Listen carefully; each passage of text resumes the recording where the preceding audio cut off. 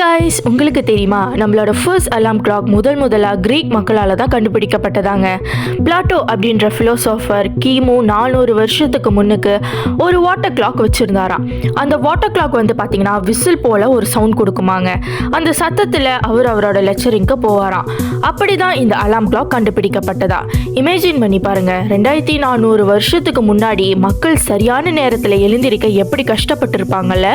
Second, the library of Alexandria. இந்த இடத்துல ரொம்பவும் கஷ்டமான சம்பவம் நடந்ததா ஹிஸ்டரி சொல்லப்படுது. அதாவது இந்த லைப்ரரி எரிஞ்சு அழிக்கப்பட்டதா குறிப்பிடப்பட்டிருக்கு. இந்த லைப்ரரி பார்த்தீங்கன்னா எஜிப்டில் இருக்குங்க.